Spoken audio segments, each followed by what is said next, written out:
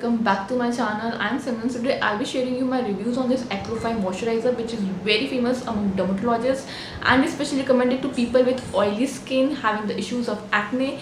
So yeah, without further wasting time, let's get started. So guys, this is pretty affordable. It is around 500 rupees something, and it is free from alcohol, essential oil and fragrance free. Also, this is one of the moisturizer that is full of humectants. That is, it has the ingredients that draw moisture from the environment into the skin. It has emollient, that is, that soften the skin cell edges. Then it has the most famous niacinamide, which is the most common ingredient to treat acne scars, and has multiple benefits into the skincare thing.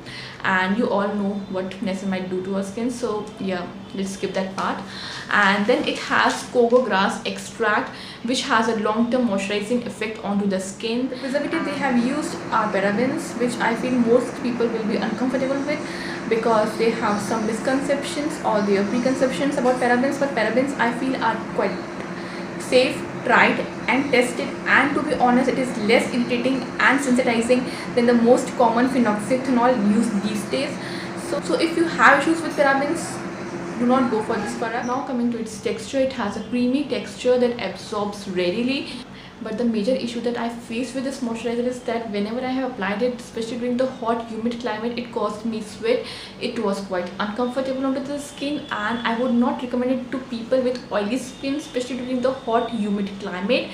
But when the climate was hot but not as humid, or you could say when the climate was quite dry, then this was quite comfortable onto the skin. It does not cause any sweat, and it was quite moisturizing onto the skin. So I would highly recommend it to people with dry skin throughout the year.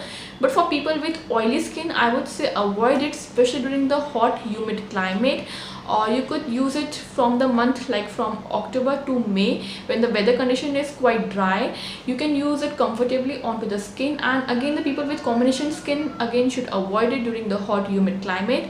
See, I'm not saying this product is bad. The thing is that as the weather condition changes, climatic condition changes, our skin condition also changes, the need of our skin also changes. So there are high chances that the product that is your winter favorite may not be that useful into your summer, and the products that are your summer favorite may not be that helpful during your winter season. So yeah, that's it guys. I hope you like this video, you enjoy my channel. Don't forget to click like and subscribe to watch more such videos. Okay, bye.